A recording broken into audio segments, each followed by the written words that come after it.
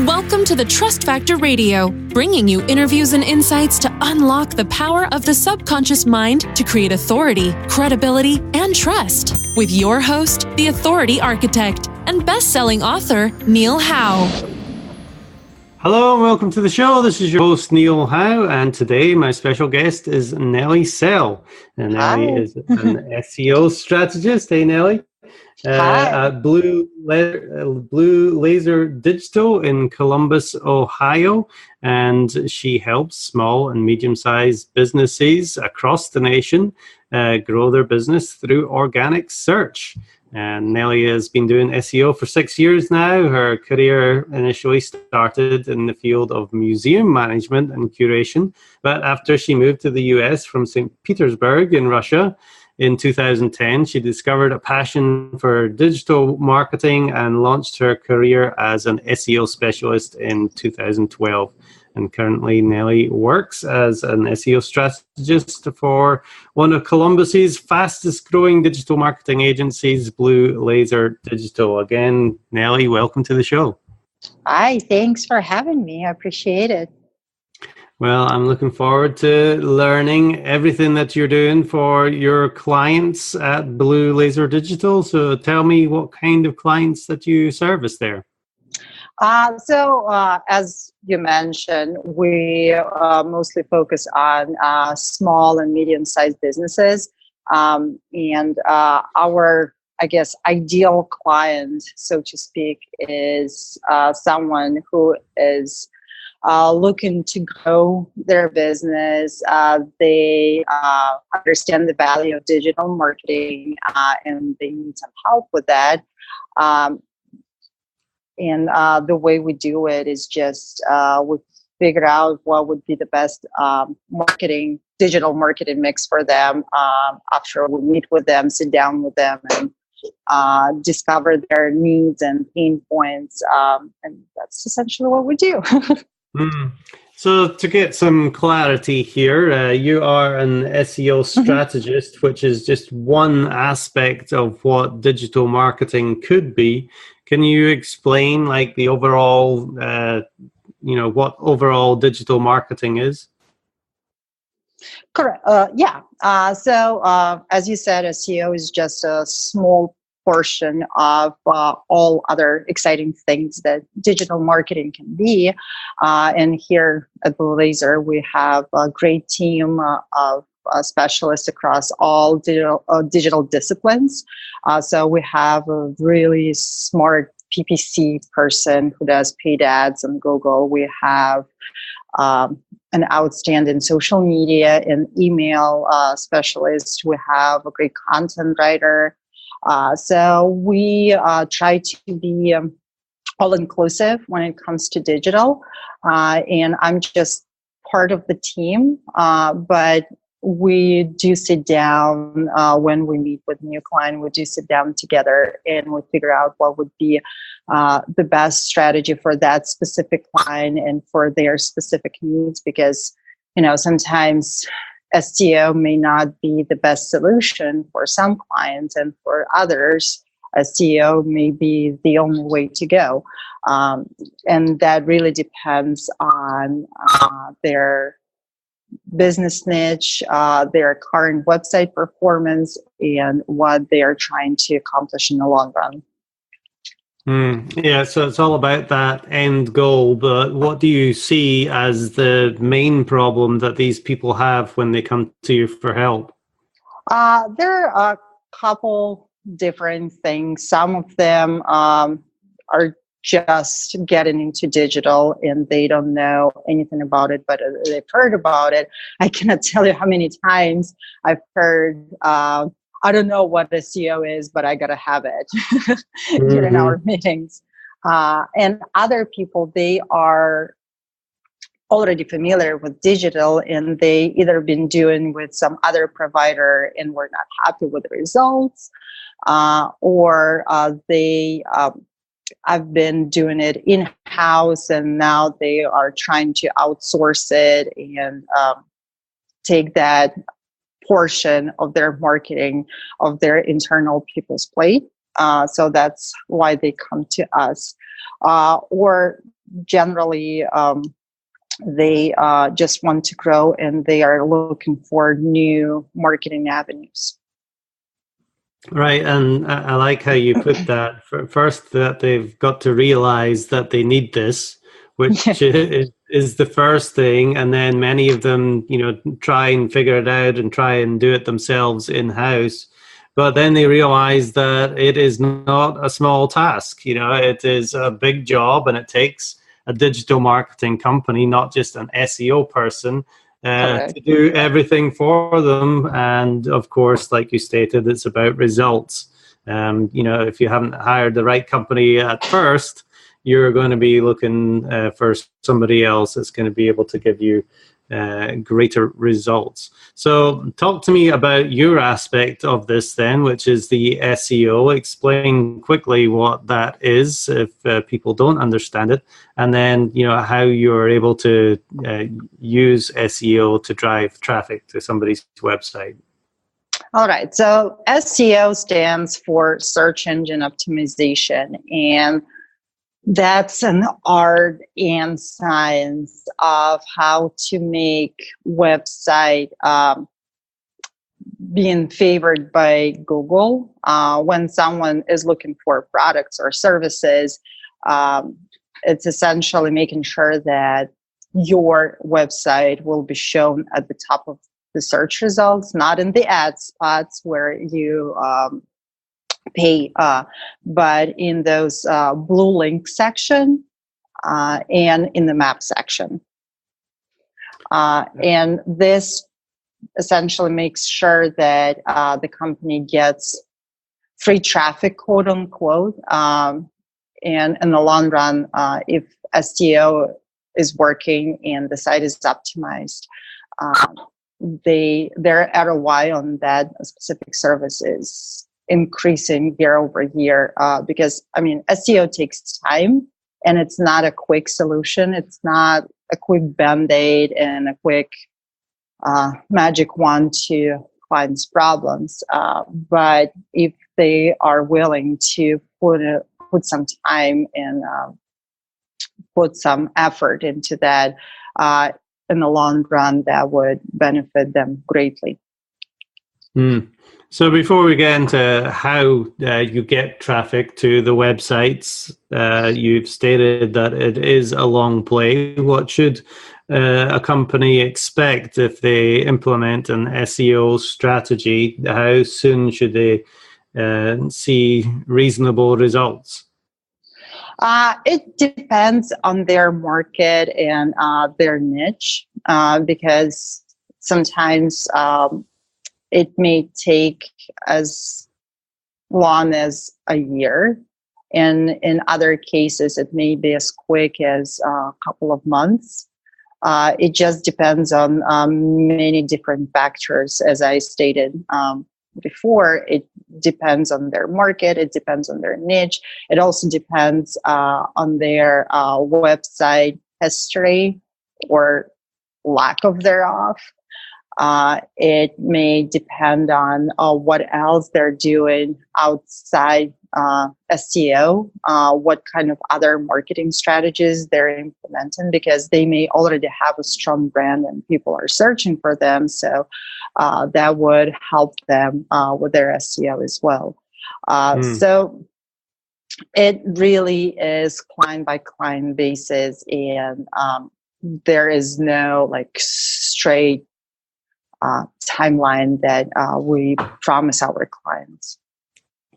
Right. So really the start of SEO is laying that foundation, making sure that you got all your website set up properly and the technical stuff dealt with, and then you look to build from there. But unlike PPC, where you pay and you might get results faster, but you have to continue to pay. Correct. Yeah.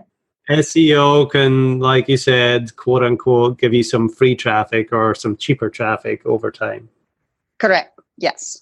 So how do you set things up then from an SEO perspective to get that continual traffic coming in?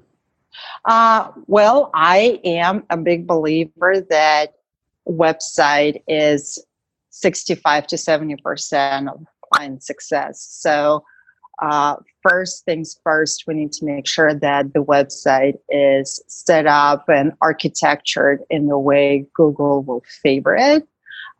So every time a client comes in through the door, we prefer that they actually build a website with us to make sure that they are set up for success. It's a lot harder to work with existing websites that were not set up with SEO in mind.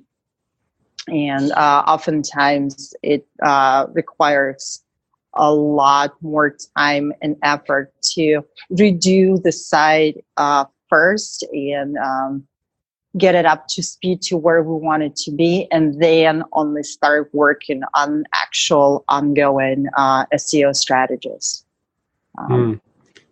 So obviously that is extremely important, but what are the strategies that you put in place to drive that traffic? Right. So again, a lot of people out on the internet say that content is the king. And as much as I dislike that phrase because it's very cliche at this point, it still holds true. It's a lot of content. It's a lot of research of what people are searching out there and trying to cater to those searches. You have to also take a look at your competition, because you don't just set up a website the way you think is going to work and magically it will pop up. You have to look at the context. Maybe there is a correlation between saying like certain things in page titles that everybody's using and you don't, and you have to apply that to be competitive. Walk me through a little bit more of that competition analysis and tell me exactly what it is that you're looking for. Sure. So every business, every market, they will have different search results. And depending on what services within that business people are searching for, search results will differ. So like, let's say if you type in personal injury attorney in Columbus, Ohio, you will get one set of results. But if you type in attorney for brain injury during car accident, which is technically the same service, right? But you will get a different set of results. And to make sure that you rank for both, you have to look at all the people who rank on the first page and see what kind of content and website features and elements they have, and kind of like reverse engineer that and put slightly better content than they do. And that's how it works. The challenge there is that, as I said, every time you type in a new keyword, you're essentially competing against new set of people. So that's the science of SEO. That's where you need to figure out that middle ground. What is the best thing for you to do for your website to rank for all of these terms in the long run? So speaking of all of the terms, I know when a business owner comes to you and says, probably, I want to rank for these 5 keywords, but is that generally where most of their traffic comes from? It depends. We do research, extensive keyword research before we set up a site. Our site architecture heavily depends on what people are searching for, because a lot of times people would come through the doors and they say, well, we want to rank for this term. And that may be a great industry term that business owners use, but that's not what people are searching for. I mean, for example, BPA-free containers. That's a great industry term, but people are searching for eco-friendly food containers or baby-safe food containers, something like that. So we need to find out what people are actually searching for, match it with product or service the way it was described by the business owner, and meet somewhere in the middle. Right, and that's an important distinction because, you know, if you're in the business every day, you are thinking as a business owner and you're thinking about all the terms like SEO and PPC and SEM, which would be in the digital marketing industry, but your clientele might not know what any of this stuff means, and they just say, I need more customers. Yeah. And a lot of times they say like, well, my competitors are these 5 guys. And when we go and do our research, we say like, well, in the digital space, these other 5 guys are actually your competitors. So that's what we're going to be running against. And we don't necessarily care about the ones that you perceive to be your competitors in other marketing spaces and whatnot. So how has, the advent of things like Alexa and, Google Voice influenced how people are searching online? That's actually a very hot topic among SEOs these days. I wish I could give you like that magic recipe of you have to do this 5 things to cater to voice search, but I can't. Right now, the algorithms are different. And for voice search or computer search. And right now, one thing that we can do and stay true to is to optimize the website to our best abilities and see how it performs and make adjustments as we go. Has it changed how people do the keyword research that you do? Has it changed that? It did and it didn't. I mean, still a lot of traffic comes from, type in search, so to speak, as opposed to voice search. So as of right now, we do a little bit differently. We'll look for intent, because Google is trying to figure out, so like, what was the intent behind your search? And we try to cater to more content. So things like buy, things like hire, things like top, best. We try to include that into our keyword strategy, because it's not just about like specific service anymore. It's about what people are trying to do after they land on your site. Are they trying to buy something? Are they trying to hire a service? Are they looking for the best provider in town? Are they just doing research? Are they looking for just more information? What is that they're looking for? And we're trying to cater to that with different pages. And when you're looking at local businesses, one of the things that they might be looking for is directions. How do I get to this place? How important for local is, featuring on that map pack? Oh, it's very imperative, in my opinion, because as I said, in this day and age, mobile search is very important. And actually, a lot of people search on mobile more than they search on desktop. So the map pack is super important these days, because everything is just within a click, right? Like getting directions, call them, visit website.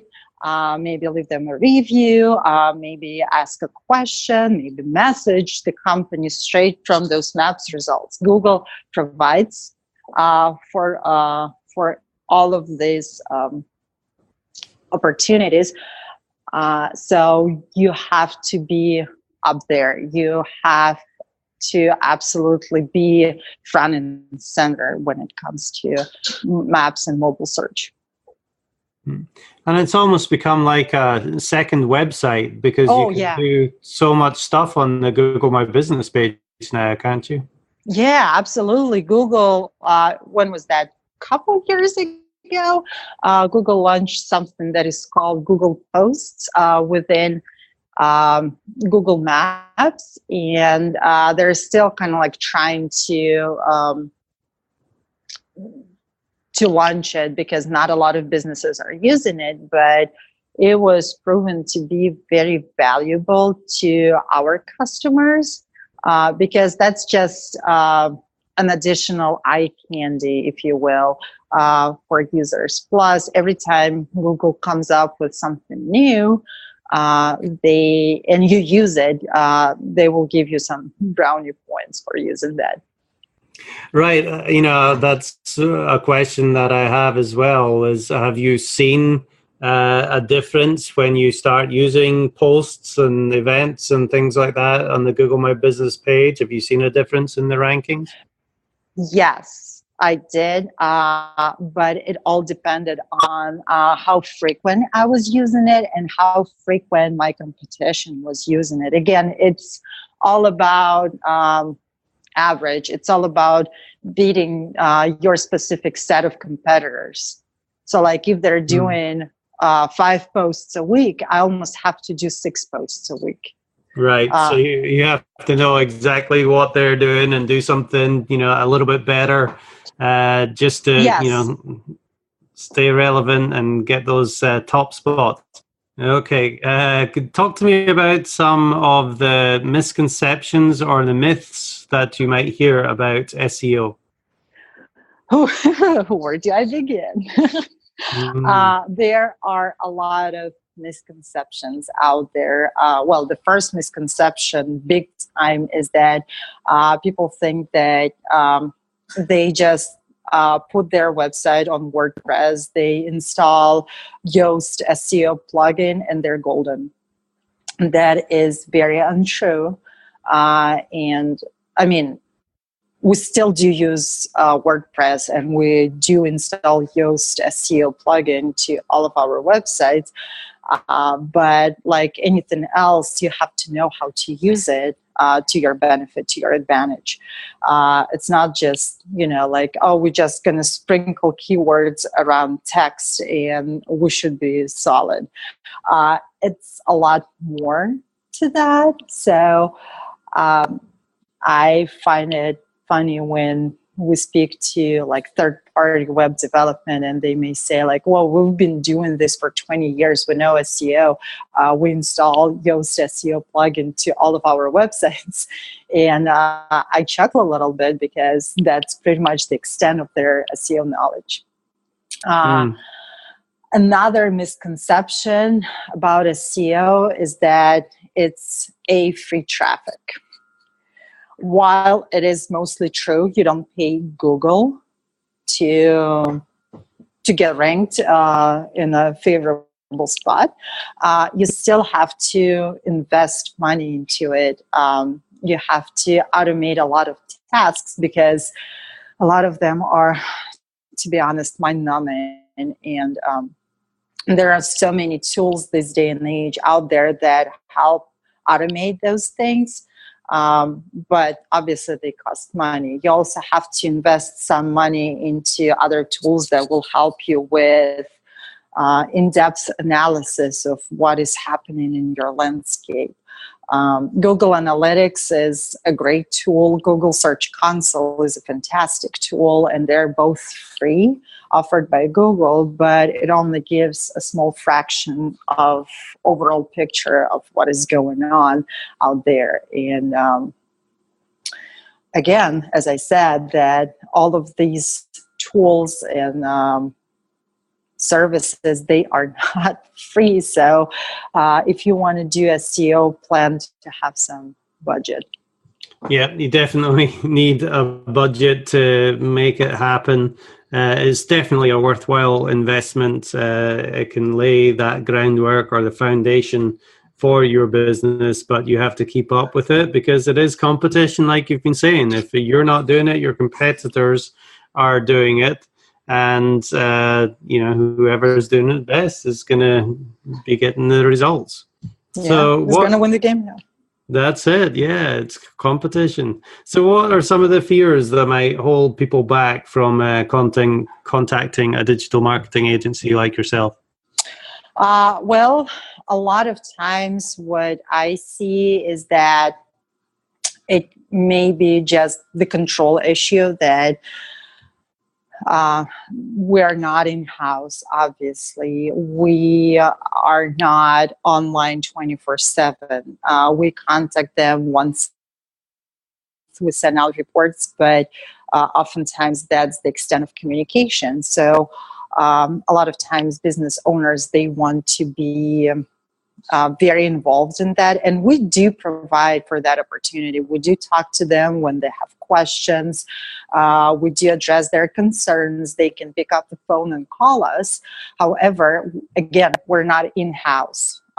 We are not their employee per se. We're partners, but we are not an employee. So if a business owner has that kind of like a control issue, so to speak, that would be one thing. Another thing would be just basically money, honestly, because at the end of the day, it's all about bottom line, right? Right, exactly. And a lot of times we just see that someone would come in through the doors, get the quote and say like, whoa, guys, what is that? The guy down the street quoted me $500 a month for doing my entire SEO and pay-per-click and email. And why are you charging so much? And then we say like, well, maybe we are not the best fit if you're looking for the lowest price, because different people have different approaches, and guy down the street, he may have a different approach as we do, because we go really in depth. We go all out when it comes to digital marketing, and other people may be just, okay, we're going to touch on some of those things, but at the end of the day, you'll get what you pay for. Yeah, and I think that holds true in pretty much any industry that you go to. You get what you pay for, and if you go to the cheapest person, you're probably going to get the worst results. So yeah. If somebody wants to reach out to you, Nelly and Blue Laser Digital, what is the best way for them to do that? I am very responsive to my emails. It's Nelly, Nelly, at blvd.com. We also have a pretty cool sales team. They're very nice. They're not your auto dealership salespeople. So drop them a line. We have contact us page on our website. So just drop us a line and we'll be happy to talk. Well, this has been very helpful, Nelly. I'm sure people will get a lot out of this, realizing that SEO is a long-term play, that it does require an investment, and it is about analyzing all these algorithms and keeping up with that and analyzing the competition as well in order to stay in those top spots. But, ultimately it's most rewarding when you get that free traffic rather than having to pay for it all the time. So, Nelly, thank you very much for being my guest on the Trust Factor Radio today. Thank you, Neil. I appreciate you having me. And to our listening audience, if you like what you hear, hit that like button and share, and we'll see you next time on the show. You've been listening to the Trust Factor Radio with Neil Howe. To learn about the resources mentioned in the show and to listen to past episodes, go to thetrustfactorradio.com. To get a copy of the book, The Trust Factor, go to thetrustfactorbook.com. If you are ready to act now and build your authority, credibility, and trust, schedule a consultation with Neil at theauthorityarchitect.com.